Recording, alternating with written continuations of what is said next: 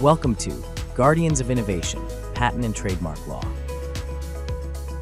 Hello and welcome to Guardians of Innovation, Patent and Trademark Law, the podcast where we dive into the world of intellectual property and protect the ideas that shape our future. I am your host, Kevin Rosenquist, and today, of course, as always, we're joined by expert registered patent attorney Vincent LoTempio. And in this episode, we're tackling an essential question for inventors, entrepreneurs, and creators.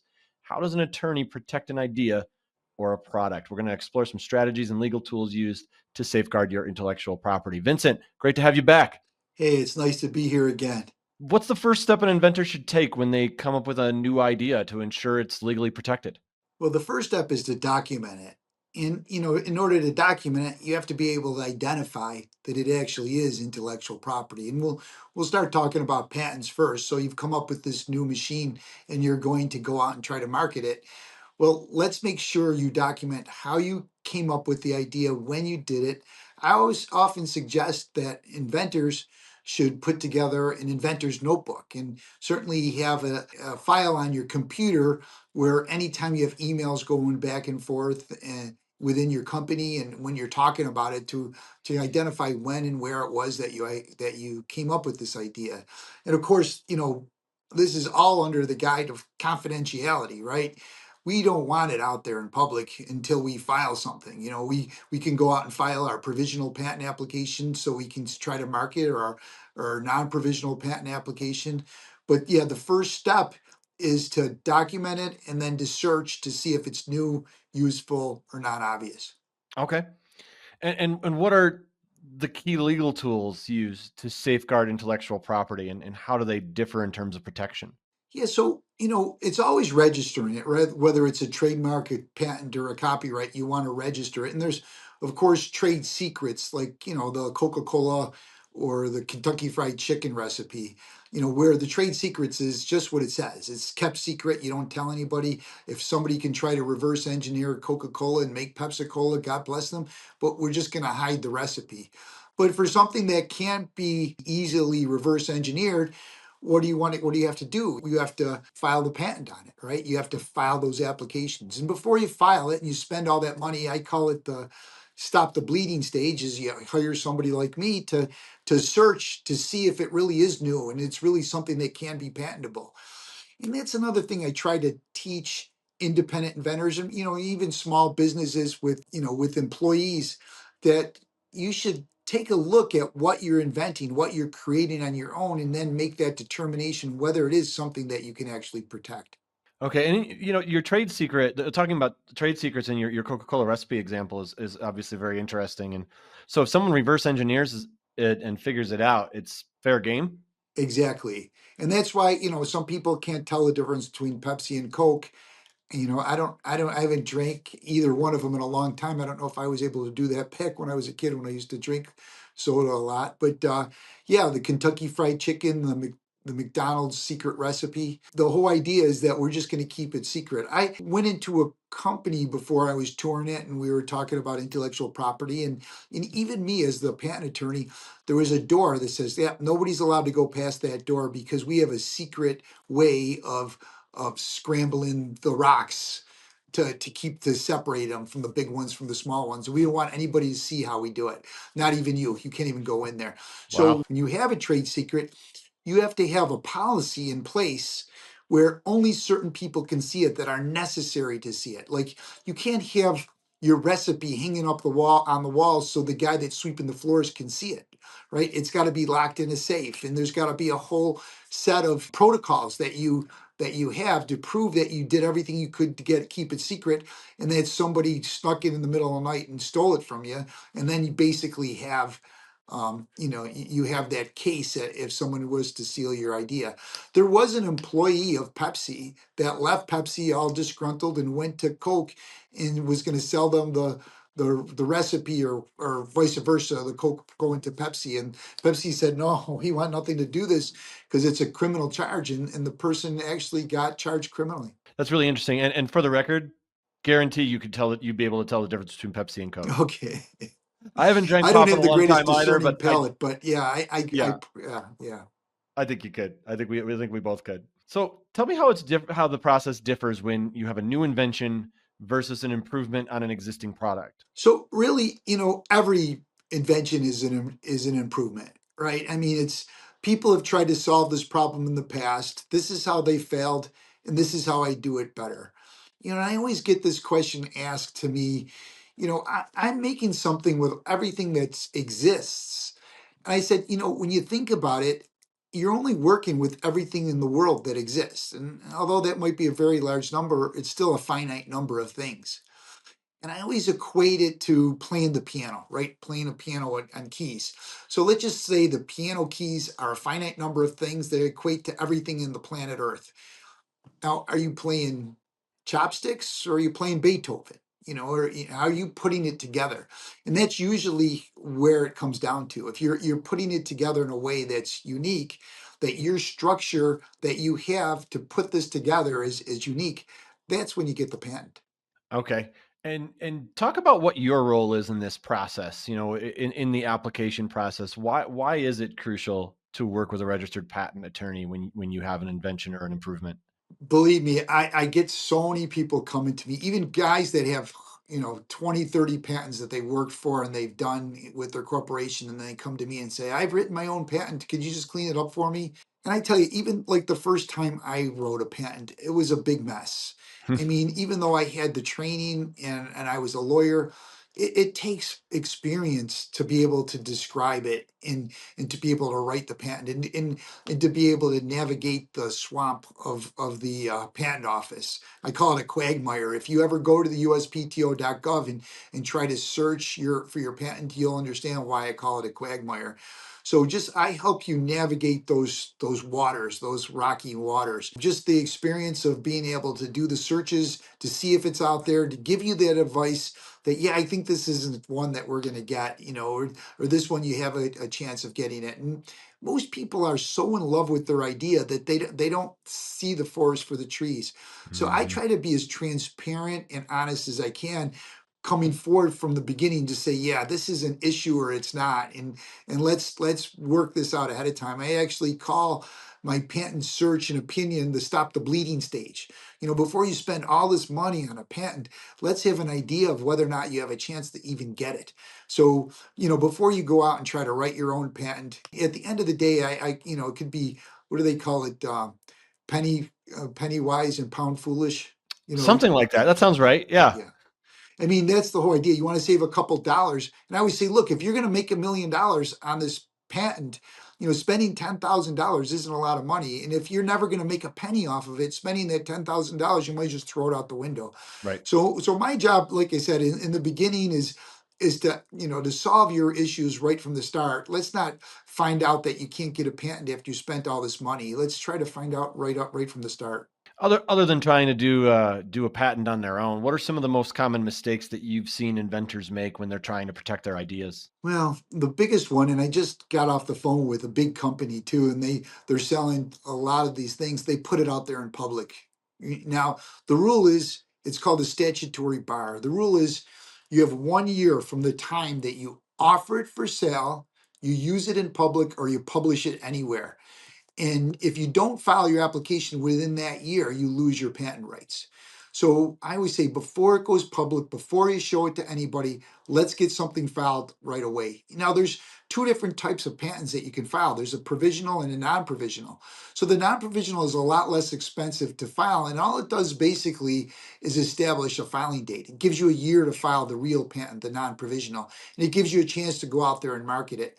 And let's just file the provisional. Let's see what happens in that year and see if it's going anywhere. Before we throw good money after a bad, let's decide. And it might cost a little bit more money to in the long run to file the provisional, but at least it gives you a chance to go out there and market it without having to worry that somebody else is going to be able to patent your idea. Are people just kind of impatient? Do they not want to do that provisional because they're just like, no, it's mine. I want it to be mine, and I want to get rolling? Or why would people be hesitant for that? That's the negative, is it takes time, and you're right, they're impatient. We want it right away. And I always say, look, let's just see if it's going to make money. You're first to the market.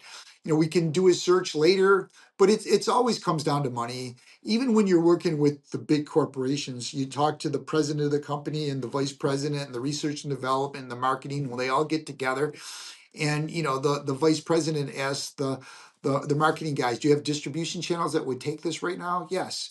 You ask the research and development, what will it cost to do it? And then, what's the return on the investment? How much are we going to make off of it? So at the end of the day, we're not going to do anything, even if we have multi-millions of dollars to spend, unless we know where there's going to be a return on the investment. So this provisional gives that independent inventor a chance to compete with those big corporations by not having to fork out all the money to file the application right away and just to go out there and see if it's marketable. Now, I've had people come to me a week later and say, hurry up, let's file it. I just, I got a bite. This is really taken off and people are interested in it. Then I get people 10 months, 11 months. Well, I really haven't done anything. I've been sitting around, but I hate to lose the money and I'm going to throw some more money at it. And I look at it, that type of a situation is throwing good money after bad, because chances are if they haven't moved in that year, they're never going to figure out how to market it and manufacture it and distribute it. And I always say, look, a patent isn't like a lottery ticket where you're just going to show it to somebody and it's just going to miraculously make money. You have to be able to figure out how to do those three things, whether you do it or somebody else does. You have to be able to manufacture, market, and distribute a product. It's funny. You're not only do you help people file stuff, but you're almost kind of like an early stage business coach. Oh, absolutely. And I try to direct clients to go to the Small Business Administration that's close to them, put together a business plan. And, they say most small businesses fail, but the ones with a business plan fail less.